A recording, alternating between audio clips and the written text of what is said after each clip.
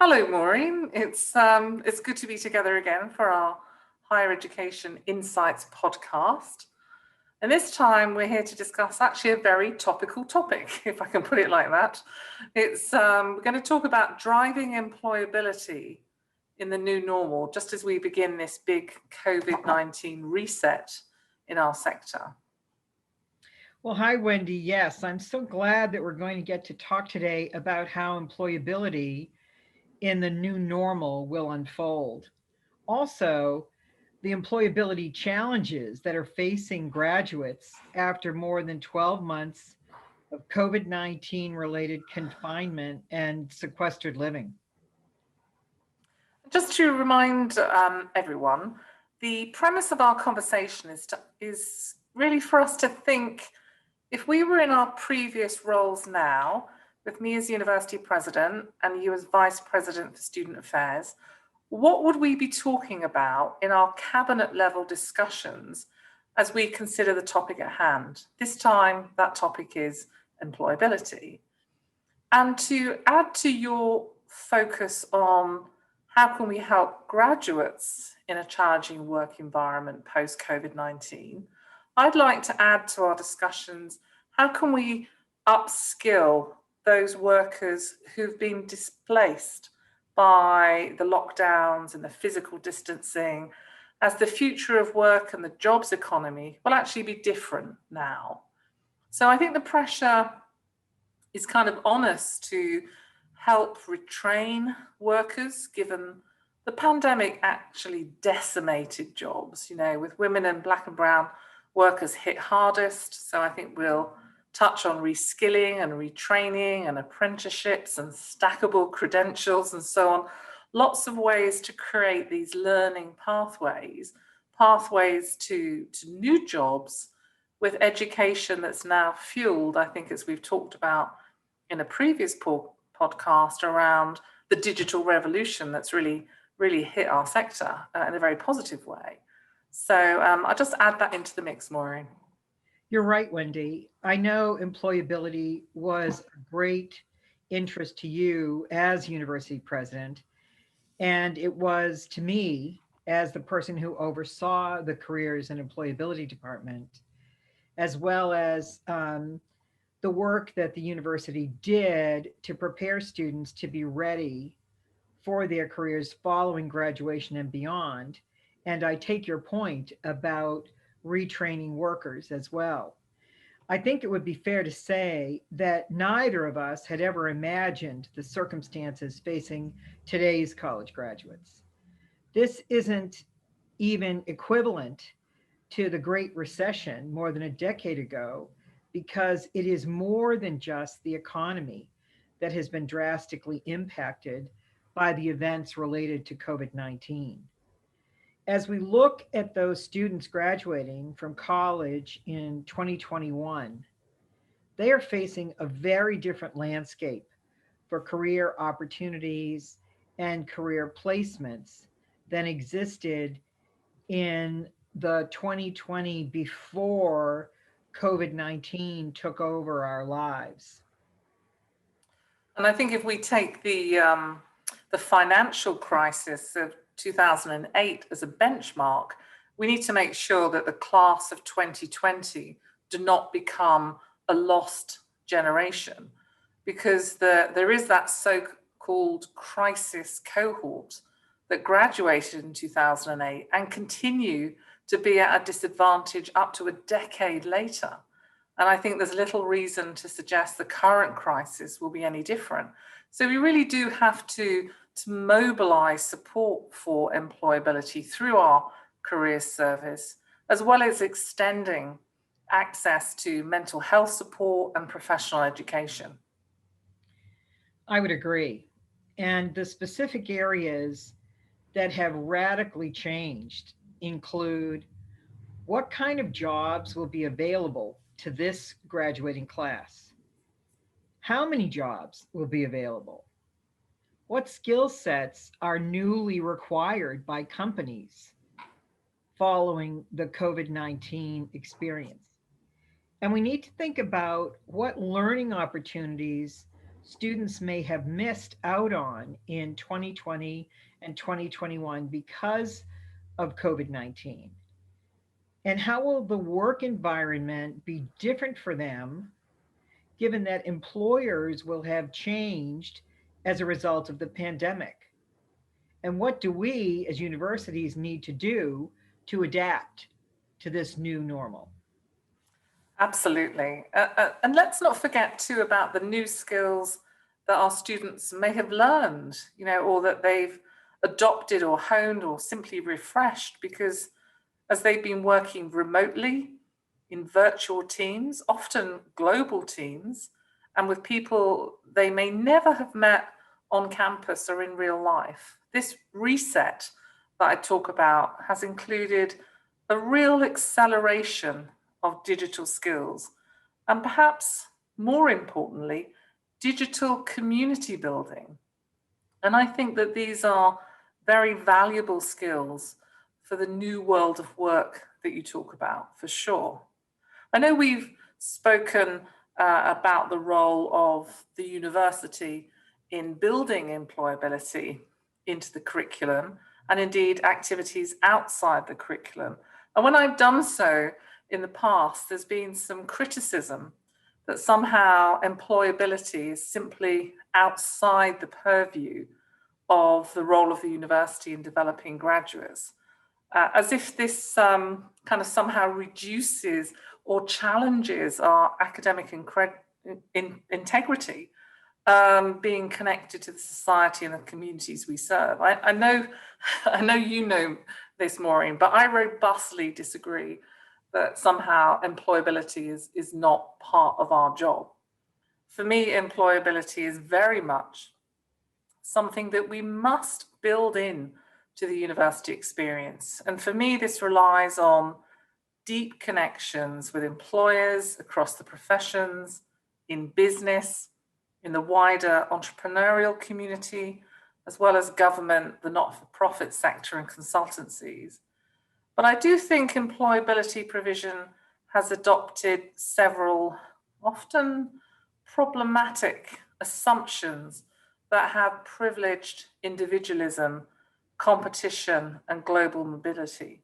Maybe in the world after this pandemic, before the next one, but maybe in this new normal, as you describe it, employability may need to emphasize some new attributes like social justice, community and relationship building, and fostering collaboration and the contribution that people can make to their locality to solve these wicked problems rather than just stressing high salary and high status roles. Maybe there's a reset going on there too.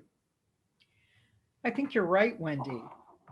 And the university really does have to adapt and provide different kinds of circumstances and opportunities in order to stay current regarding student employability. As I mentioned, there are going to be changes in the number of jobs available.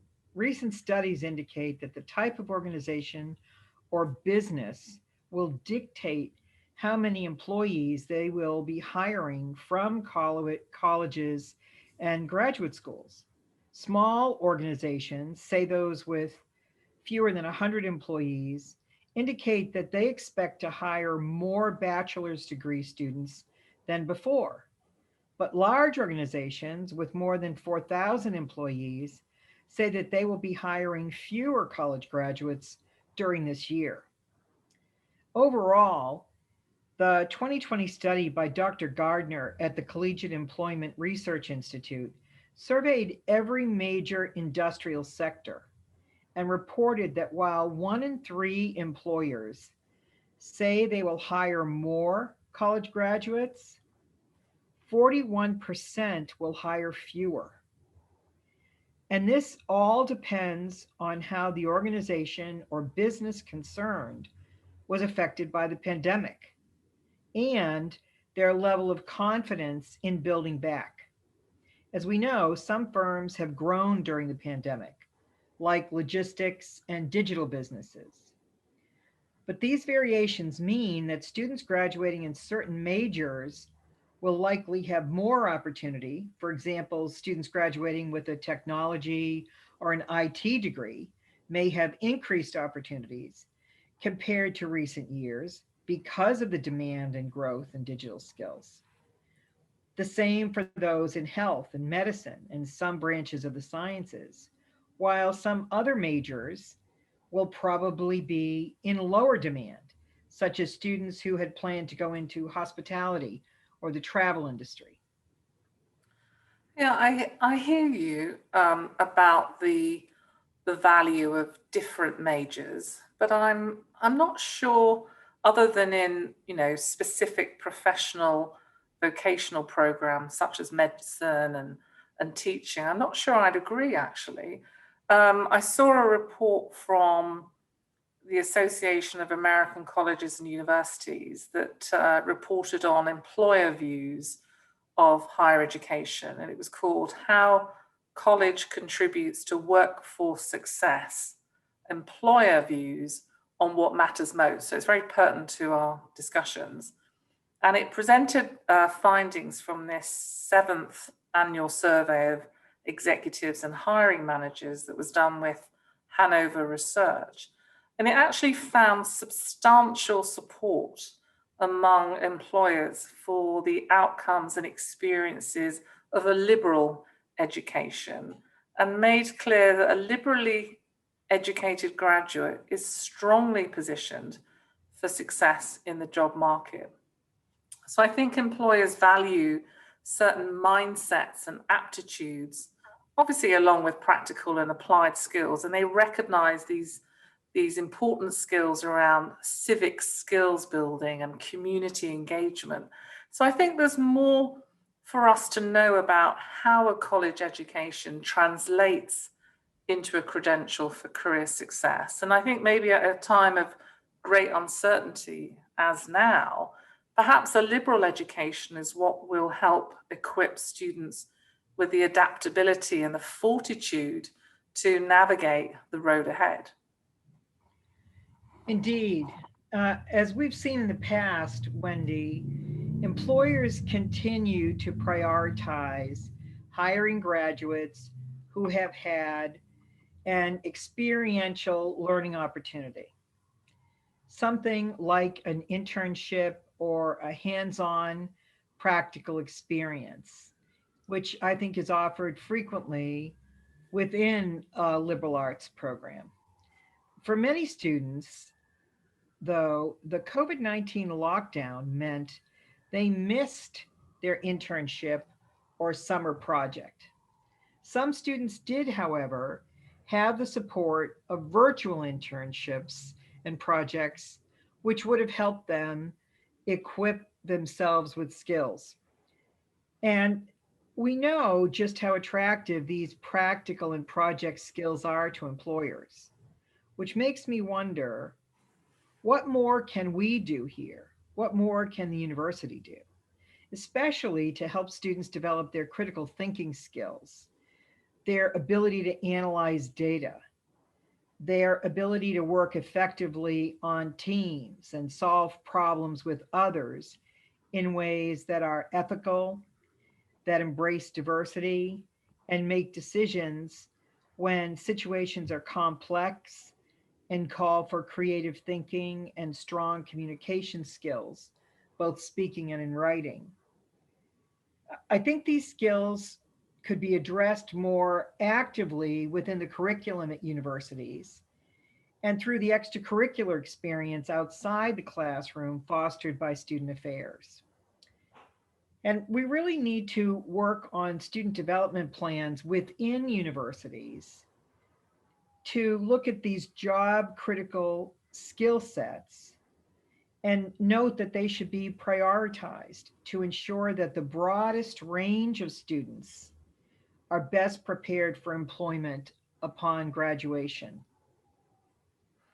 You're right. I mean, I do think that internships make a big difference in providing students with hands-on learning in specific technologies and access to professional mentors who can help them launch their careers but they are competitive. And I think many students actually don't have the networks or the professional connections to secure internships.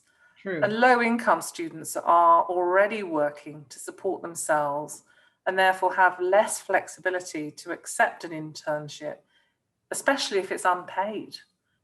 But I do think we can do more to support students in their path to their first job.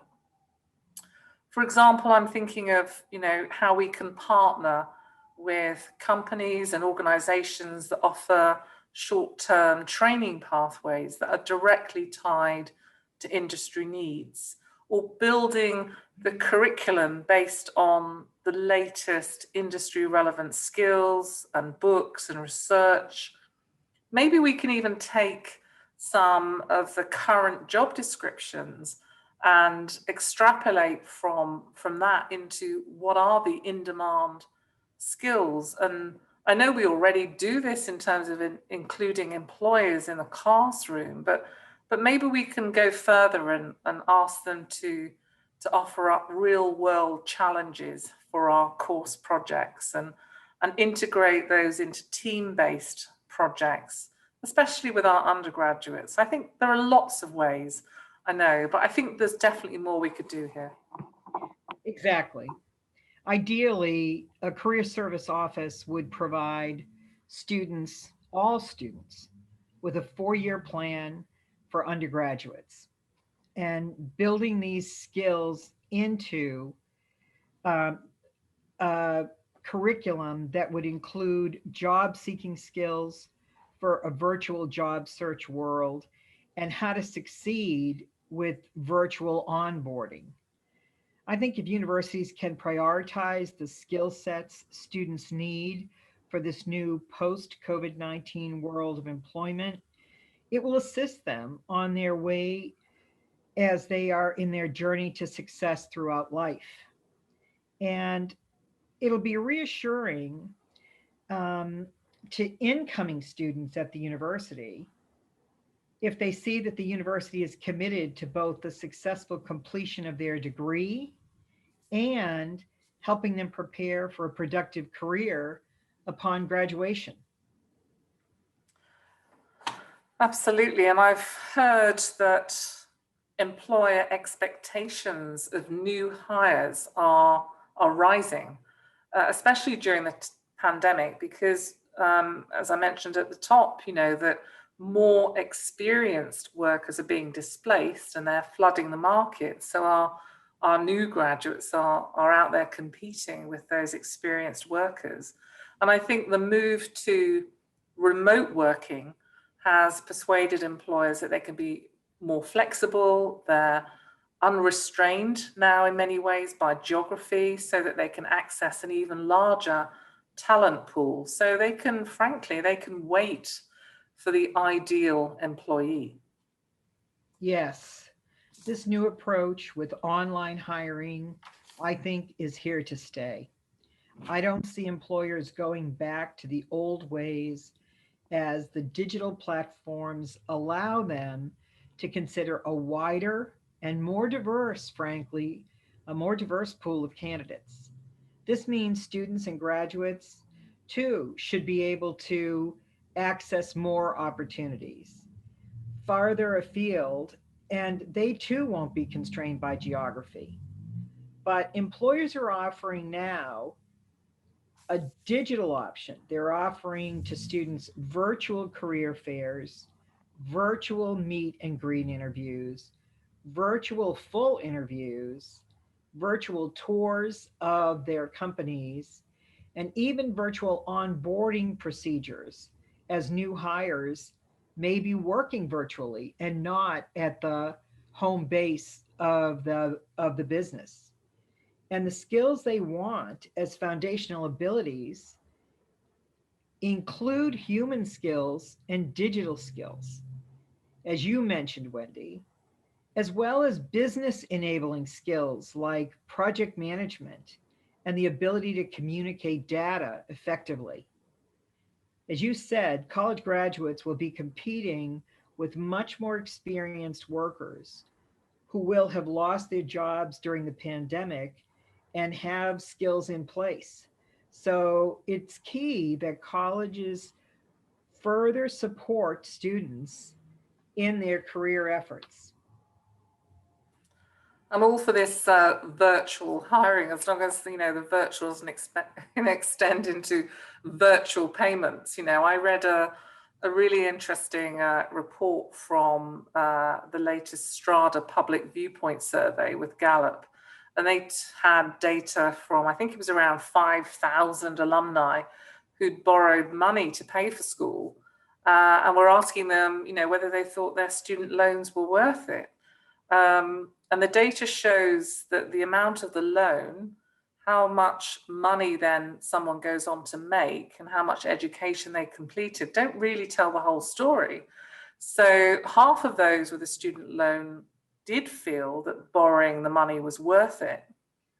But when you went in to look then at the kind of diversity of those students, Black and Latino alumni were least likely to feel their loans were worth it.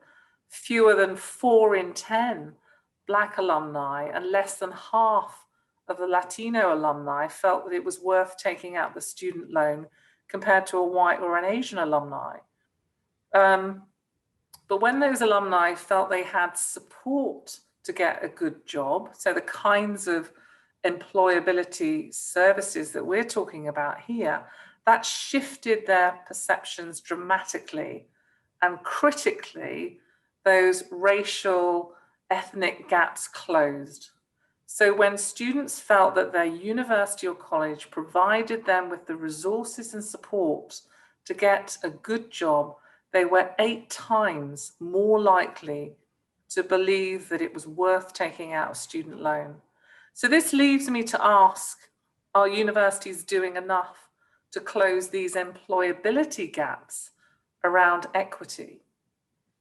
And the answer in one word is no. I'm sorry to say they are not. Universities are not doing enough overall to support students in their career and employability efforts, and they are not closing the employability gap. In 2018, Gallup did a survey of college graduates and found that 78% said, quote, they rarely, if ever, used their college's career service office. They also found in the Gallup survey that the majority of helpful career advice came from staff and faculty members not associated with the career service office. And this was true across the full range of majors, from art to engineering. And what students really need, Wendy, is a career service office that provides a plan starting in their first year, a pedagogy of learning about specific skills and career paths and career advice on what options exist related to the student's interests.